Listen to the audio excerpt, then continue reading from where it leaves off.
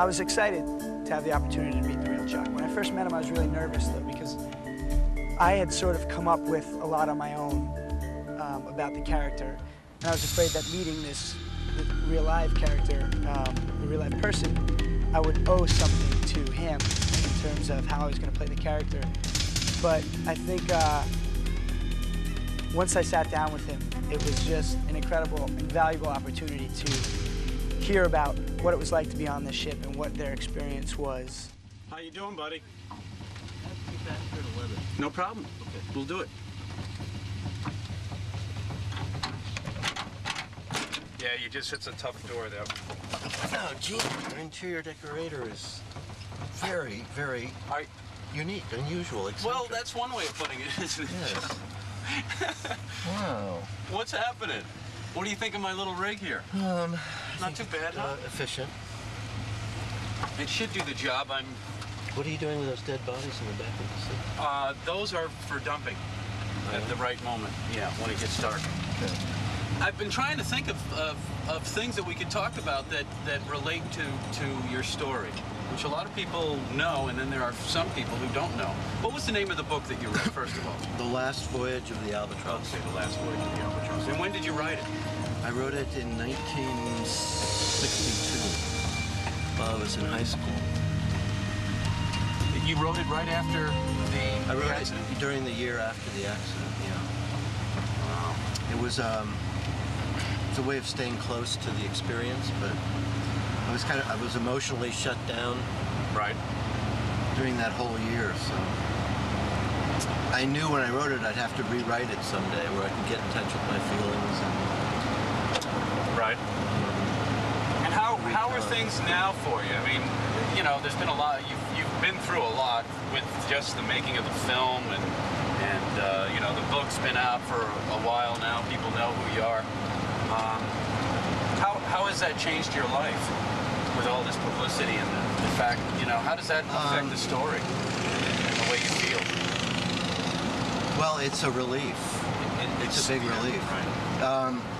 What you should understand is that none of us, really since the Gran Rio, the ship that picked us up at sea, since we landed in Tampa, we never really got together as a group and talked about what happened to us. Nowadays, something like this happened, somebody would get you all together and in an encounter group type thing and you know, get it all out. But in those days, it just wasn't what was going on. Right. So the movie kind of acted as a catharsis for all of us. And in fact, it was about 3 months after the movie came out that we all got together for the first time in 36 years. And that movie is White Squall. Yeah. For those people out there that don't know the experience that you've lived through. How accurate is the movie, Chuck? Well, I mean, really, you're taking, there's no way of creating a documentary given the time parameters you have. You have 5,000, the cruise itself took 7 months. And so you have 5,000 hours of living to compress into 2 hours. And the best you can hope for is to convey what happened in the development of individuals during that period, during the cruise, and to use what actually happened as a jump-off point or a basis for depicting the story. Mm-hmm. So everything that happened in the movie has a basis in fact. But for instance, you have 19 individuals to develop, and it's impossible to do in that short period of time. So you have to choose 3 or 4 individuals to represent everyone. So some of the characters have traits that were really the domain of other people. Right. They combine traits to create this particular character. And some of the events, things that happened over a 7-month period are compressed into a very short period of time. Yes, right. So that what happens to an individual happens very quickly in the movie, when in actuality it took much longer to. What I remember is that my father walked into, I was reading, and my father walked into my room and said, handed me a magazine article and said, would you be interested in this? And he walked out. And I kind of picked it up and started reading it. Got very excited about it. And we talked about doing it, and I was all for it, from the beginning. That Skipper and Alice, Captain Sheldon and his wife Alice, who owned the Albatross, had bought the boat a couple of years earlier. They had done a shakedown cruise down around Africa. This was the first school voyage. This was kind of the culmination of what they wanted to do with their lives. Oh, it was? Yeah. Okay, right. So this was the first year that they were attempting a school voyage. So they sent out, they put articles in newspapers and magazines all over the country and Canada. And they got 15 responses, and they took all 15 of us. And we all met in Bermuda a year later, in October. And then it began from there.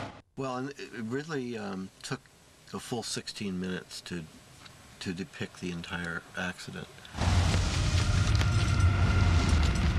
Skipper!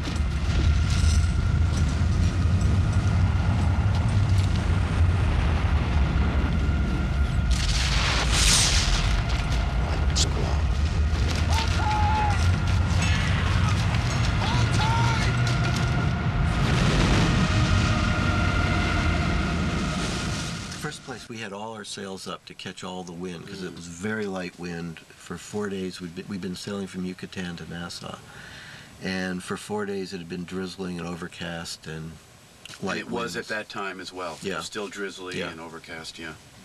Very So light winds. we had all our sails up to catch all the wind that we could. And it was also very hot and humid, so we had skylights open, companionways open, all the holes to the boat were open. And when this thing hit us, we were totally caught off guard, because you can't see them.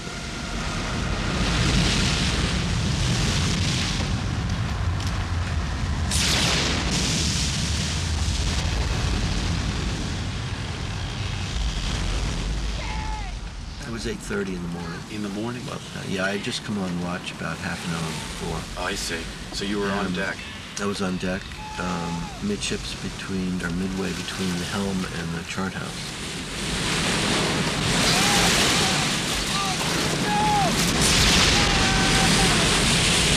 About 5 minutes before it hit,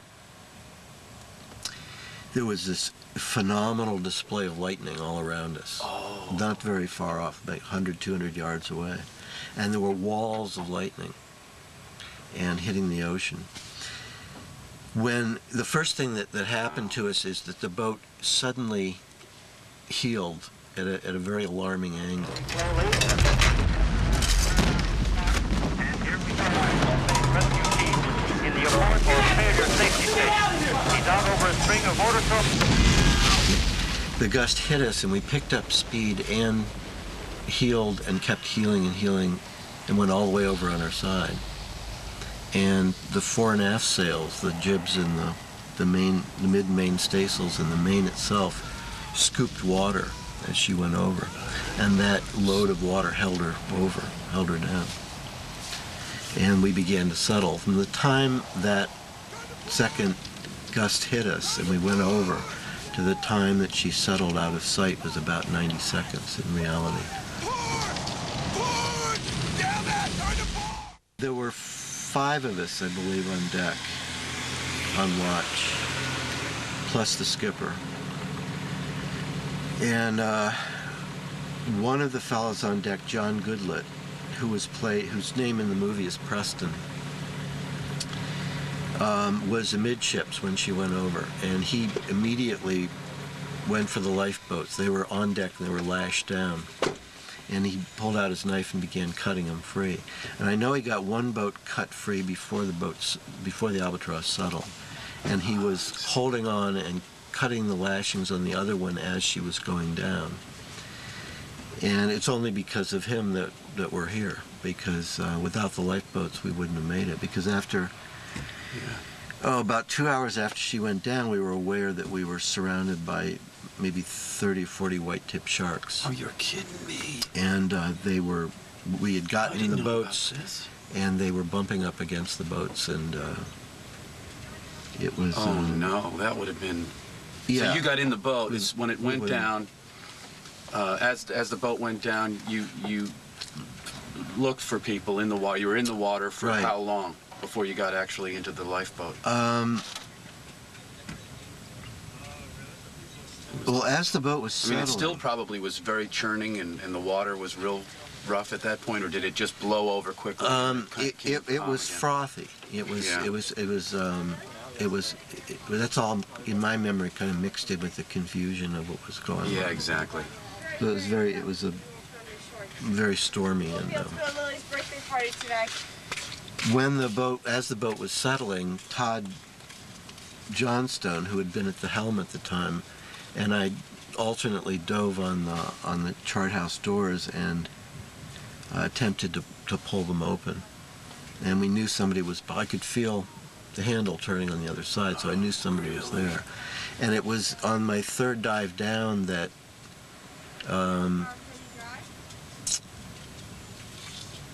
well, actually, it was on the third dive down that I felt the handle turning.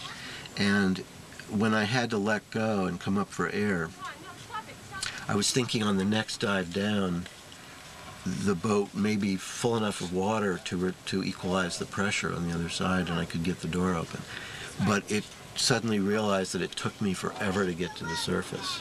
And I realized then that the boat was going down rapidly. Oh, and then it down, right? Yeah. So it came to the surface and